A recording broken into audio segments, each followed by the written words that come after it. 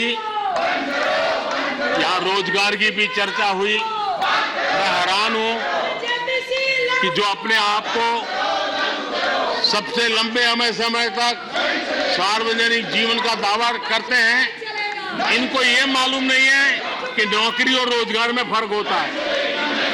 जिनको नौकरी और रोजगार का फर्क समझ नहीं है, वो हमें उपदेश दे रहे हैं। आदरणीय सभापति जी,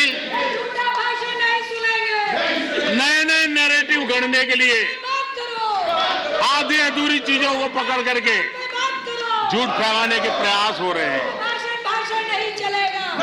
बीते 9 वर्ष में अर्थव्यवस्थाओं का जो विस्तार हुआ है, नए सेक्टर्स में रोजगार की नई संभावनाएं बनी। आज ग्रीन इकोनॉमी में देश जिस प्रकार से आगे बढ़ रहा है, उसने ग्रीन जॉब की बहुत बड़ी संभावनाएं धरती पर उतार करके दिखाई है और अधिक संभावनाएं बनी हुई है। डिजिटल इंडिया के विस्तार से डिजिटल इकोनॉमी, उसका भी एक नया क्षेत्र। आज सर्विस सेक्टर में डिजिटल इंडिया एक नई बुलंदी पर है। 5 लाख कॉमन सर्विस सेंटर, गांव के अंदर एक कॉमन सर्विस सेंटर में 2-2, 5-5 लोग रोजी रोटी कमाते हैं।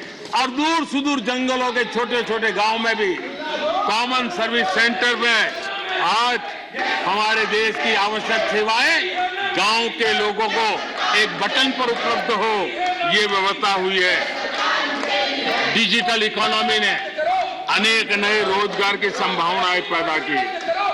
आदरणीय सभापति जी, 90,000 रजिस्टर्ड स्टार्टअप, इसने भी रोजगार के नए द्वार खोले हैं। अप्रैल से नवंबर 2022 के दौरान ईपीएफओ पेरोल में 1 करोड़ से अधिक लोग जोड़े गए हैं। 1 करोड़ से अधिक लोग। आदरणीय सभापति जी, आत्मनिर्भर भारत रोजगार योजना, इसके जरिए 60 लाख से अधिक नए कर्मचारियों का लाभ हुआ है।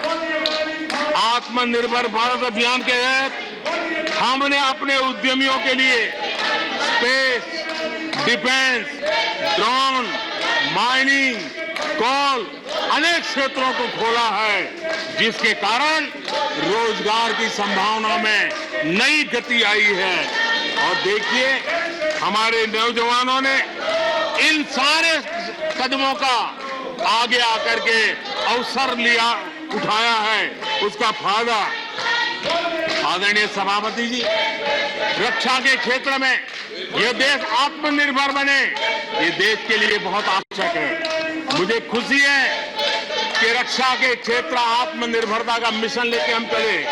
आज 350 से ज्यादा निजी कंपनियां रक्षा के क्षेत्र में आई है और करीब 1 लाख करोड़ रुपए का एक्सपोर्ट रक्षा के क्षेत्र में मेरा देश कर रहा है। और अभूतपूर्व रोजगार इस क्षेत्र में भी पैदा हुए हैं। आदरणीय सभापति जी, रिटेल से लेकर के टूरिज्म तक हर सेक्टर का विस्तार हुआ है। खादी और ग्रामोद्योग, महात्मा गांधी के साथ जो व्यवस्था जुड़ी हुई है, खादी ग्रामोद्योग को भी डुबो दिया था। आजादी के बाद सर्वाधिक खादी ग्रामोद्योग के रिकॉर्ड तोड़ने का काम हमारे कालखंड में हुआ है। आदरणीय सभापति जी, इंफ्रास्ट्रक्चर में हो रहा रिकॉर्ड निवेश, चाहे रेल का काम होता हो, रोड का काम होता हो, पोर्ट का काम होता हो, एयरपोर्ट का काम होता हो, प्रधानमंत्री ग्राम सड़क योजनाएं बनती हो, ये सारे इंफ्रास्ट्रक्चर के काम, उसके लिए जो मटेरियल लगता है, उस इंडस्ट्री में रोजगार की संभावनाएं बढ़ी है। हर जगह निर्माण कार्य के अंदर मजदूर से लेकर मैकेनिक तक हर प्रकार के रोजगार की संभावनाएं, इंजीनियर से लेकर के श्रमिक तक हर किसी के लिए रोजगार के नए अवसर बने हैं।